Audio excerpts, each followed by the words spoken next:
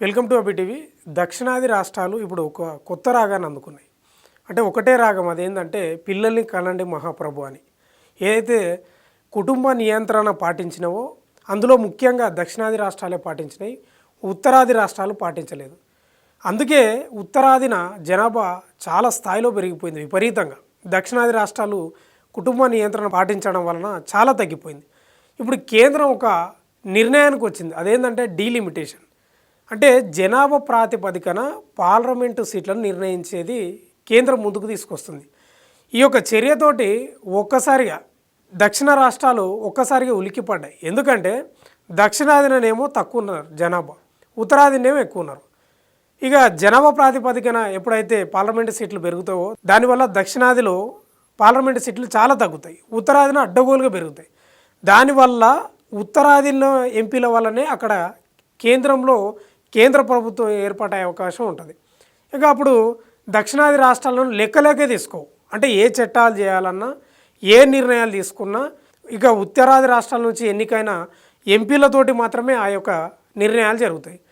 అందులో భాగంగానే ఇప్పుడు దక్షిణాది రాష్ట్రాలు కూడా మనకు అన్యాయం జరుగుతుంది, ఇప్పటికీ జరుగుతుంది, ఇక ముందు కూడా జరిగే అవకాశం ఉంది. కాబట్టి వెంబడే మీరు పిల్లల్ని కనండి, ఎంతమంది వీలైతే అంతమందిని కనండి అని వాళ్ళు బహిరంగ ప్రకటనలు చేస్తున్నారు. మనం చూసుకుంటే నిధుల విషయంలో కానీ, ఉమ్మడి విద్య విషయంలో కానీ కేంద్రం పూర్తి వివక్ష చూపుతుంది. మనం చూసుకుంటే వాస్తవంగా కూడా ఇక ఇదే అంశంపై అటు చంద్రబాబు నాయుడు కానీ, రేవంత్ రెడ్డి కానీ, కేరళ సీఎం పినరయ్ విజయన్ కానీ, స్టాలిన్ కానీ దక్షిణాది రాష్ట్రాలకు జరుగుతున్న అన్యాయంపై గలమెత్తినరు. అంటే ఒక్కసారిగా జట్టు కట్టే ప్రయత్నాలు చేస్తున్నారు. ఆ మధ్యకాలంలో చంద్రబాబు నాయుడే ఏకంగా బహిరంగ సభలో చెప్పిండు, పిల్లల్ని కనండి అని. మేము ఒకప్పుడు కుటుంబ నియంత్రణ మేము పాటించమని చెప్పినాం, కానీ ఇప్పుడు కనడని. ఇక మొన్నటికి మొన్న చూసుకుంటే స్టాలిన్ ఏదైతే నిన్న ఒక నాగపట్నం జిల్లాలో ఒక వివాహ వేడుకకు హాజరై ఆ వధూవరులను దీవించి మీరు తొందరగా పిల్లల్ని కనండి, 2 ఏళ్ళు 3 ఏళ్ళు ఆగొద్దు, ఎంతమంది వీలైతే అంతమంది కనండి, వీలైతే తమిళ పేర్లు పెట్టండి అని సూచించింది. ఒకప్పుడు నేనే చెప్పిన పెళ్ళి అయినప్పుడే పిల్లల్ని కనొద్దు, చూసి కనండి అని నేనే చెప్పిన. కానీ ఇప్పుడు అలాంటివి నేను చెప్పదలుచుకోలేదు, నా పరిమితి లేదు దాంట్లో.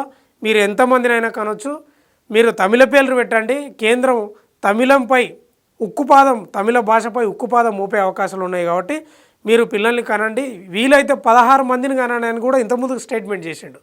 అంటే ఒక్కసారిగా కేంద్రం దక్షిణాది రాష్ట్రాలపై ఏదో శీతకన్ను చూసే విధంగా, చిన్న చూపు చూసే విధంగా ఏకదాటిగా పూనుకున్నది. కాబట్టి ఈ నిర్ణయానికి వచ్చినట్లు తెలుస్తుంది. మరి ప్రజలు కూడా ఒకటే కోరుకుంటున్నారు, పిల్లల్ని కంటాం, కానీ వాళ్ళ చదువులకు పెట్టే ఖర్చులకు భరించలేకపోతున్నాం. కాబట్టి ప్రభుత్వాలు కొంత ఉచిత విద్య ఇస్తే బాగుంటుందని ప్రజల నుంచి వ్యక్తమవుతున్న పరిస్థితి కూడా అనిపిస్తుంది. చూడాలి మరి. అటు దక్షిణాది సీఎంలేమో పిల్లల్ని కనండి అని పదే బహిరంగ సభలో చెప్తున్నారు. మరి దక్షిణాది ప్రజలు ఏ రకంగా దీన్ని స్వీకరిస్తారు, మరి కంటారా లేకపోతే ఈ ఖర్చులు తడిసి మోపడవుతున్నాయి. కాబట్టి కుటుంబ నియంత్రణ పాటిస్తారా అనేది మాత్రం వేచి చూడాల్సిన అంశం అయితే ఉంది. సో ఇలాంటి న్యూస్ అప్డేట్స్ కోసం చూస్తూనే ఉండండి అబిటీవీ.